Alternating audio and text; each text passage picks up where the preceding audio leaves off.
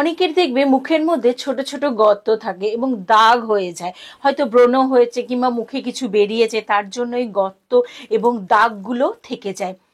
তো তারা কিন্তু সত্যিই খুব মুশকিলে পড়ে, এবং অনেকেই আমার কাছে এরকম প্রশ্ন করেছে যে দিদি এগুলো কি করে ঠিক করব।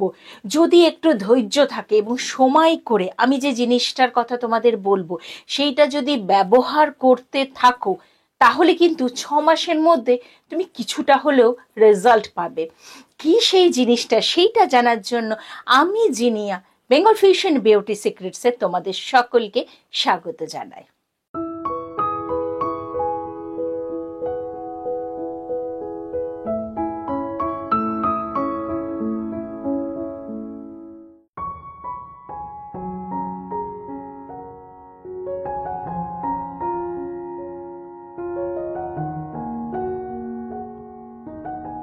প্রথমে তো যে জিনিসগুলো লাগবে খুব মন দিয়ে শুনে নাও।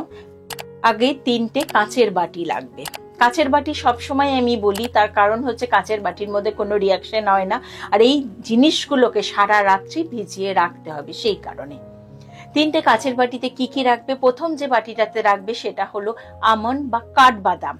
তোমরা এমনিতেই জানো এই কাঠবাদাম হলো ভিটামিন ই এর সব থেকে ভালো উৎস, এবং তার সাথে সাথে আমাদের স্কিনকে সফট করতে খুব সাহায্য করে, এবং আমাদের স্কিনের মধ্যে যে কোনো সমস্যায় দাগ ছোপ এগুলো যদি থাকে, যে কোনো রকম কালো কালো দাগ থাকলে সেগুলোও কিন্তু দূর করতে পারে এই আমন্ড।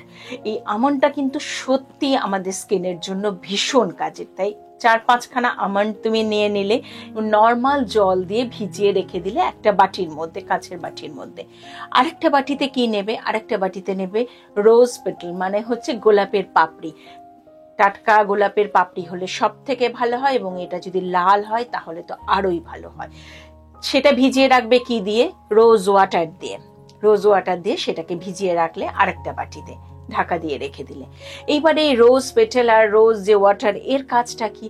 এর কাজ সবার আগে যেটা, সেটা হলো আমাদের ইনফ্ল্যামেশন, যদি কোনো রকম আমাদের স্কিনে ইরিটেশন প্রদাহ যদি থাকে, সেটা কিন্তু কমাতে সাহায্য করে, স্কিনকে ভীষণভাবে হাইড্রেট করে, আবার স্কিনের মধ্যে আলাদা একটা উজ্জ্বলতা আনে। অনেকে দেখবে স্কিন একটু রোদে বেরোলেই লালচে হয়ে যায়, বা কিরকম একটা যেন রেডিশ হয়ে যায়, সেটাও কিন্তু অনেকটা কমাতে সাহায্য করে এই গোলাপ এবং গোলাপের পাপড়ি মিশ্রিত যে পেস্টটা, এটা এই কারণে এক্ষেত্রে আমি এটাকে ব্যবহার করেছি। আর এটা স্কিনকে আরো বেশি মোলায়েম করতে সাহায্য করবে। 3 নম্বর জিনিস সেটা হলো স্যাফরন বা কেশর, এবং সেটাকেও কয়েকটা সুতো, স্যাফরনের 4-5খানা সুতো। তোমরা বলবে দিদি স্যাফরন ভীষণ কস্টলি, সত্যি কস্টলি, কিন্তু আমাদের ত্বকের জন্য একটু যদি কিছু ভালো কিছু করে আমরা যদি খাওয়ায় স্যাফরন ব্যবহার করতে পারি, তাহলে কেন আমরা ত্বকের ক্ষেত্রে করব না। 4-5টা সুতো স্যাফরনের একটু গোলাপ জলের মধ্যে, অল্প করে গোলাপ জলের মধ্যে ভিজিয়ে রেখে দিলে, 3টে বাটিকে ঢাকা দিয়ে রেখে দিলে, সারা রাত রেখে দিলে। এইবার একটা যে বাটিতে তুমি পেস্ট করবে, মিক্সার গ্রাইন্ডারে যে বাটিটাতে পেস্ট করবে, সেই বাটির মধ্যে আমন্ডটাকে জল থেকে তুলে নেবে, যে জলের মধ্যে ভিজিয়ে রেখেছো জল থেকে তুলে নিয়ে খোসাটাকে ছাড়িয়ে নেবে, ওটা দিয়ে দিলে, জলটা ফেলে দেবে, শুধু আমন্ডটা, যে বাদামটাকে খোসা ছাড়ানো বাদামটাকে দিলে। আর বাদ বাকি যে দুটো জিনিস, রোজ ওয়াটারের সঙ্গে যে রোজ পেটালটা আর স্যাফরনের সঙ্গে যে রোজ ওয়াটারটা দেওয়া আছে, সবটা পুরোটা, ওটা কিন্তু আর কোনোটাই ফেলতে হবে না, পুরোটা দিয়ে খুব ভালো করে ঘুরিয়ে তুমি পেস্ট বানিয়ে নিলে।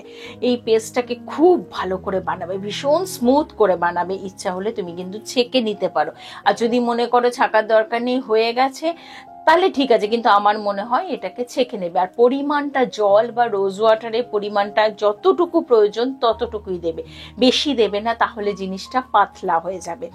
এইবারে ওটা ছেঁকে নেওয়ার পরে যে তরলটা বেরোলো, তার মধ্যে 2 চামচ অ্যালোভেরা জেল মিশিয়ে দেবে।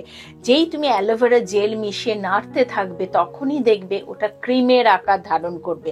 অ্যালোভেরা জেলটা কেনাই দিতে হবে, গাছ থেকে পাড়া অ্যালোভেরা জেল দিলে ক্রিমের আকারটা ধারণ করবে না। আর সবসময় অ্যালোভেরা জেল, আমি বলি কালারলেস যে অ্যালোভেরা জেল, সেগুলো ব্যবহার করবে। আমি লিঙ্কও কিছু দিয়ে রাখবো, সেখান থেকে মনে হলে তোমরা আনিয়ে নিতে পারো। এইবারে এই কটা জিনিসকে খুব ভালো করে মিশিয়ে নিয়ে তুমি একটা শিশির মধ্যে রেখে দেবে। ইচ্ছে হলো ফ্রিজে রাখতে পারো, না ইচ্ছে হলো বাইরেও রাখতে পারো, কোনো অসুবিধা নেই।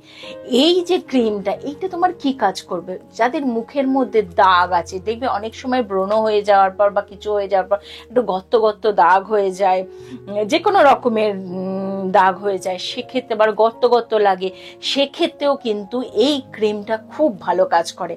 তার সাথে আর যে কটা জিনিস মেশানো আছে সেগুলোও কিন্তু আরো দুর্দান্ত ভাবে কাজ করে।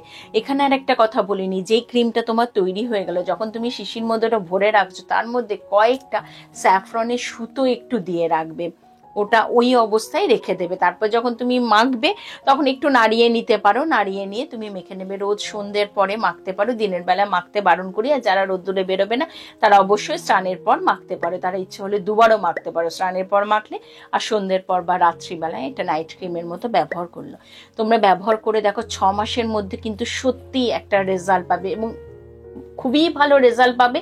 যাতে আমাকে ফোন করতে তোমরা বাধ্য হবে যে দিদি এটাতে খুব ভালো রেজাল্ট পাওয়া গেছে। খুব ভালো থেকো বন্ধুরা, নমস্কার।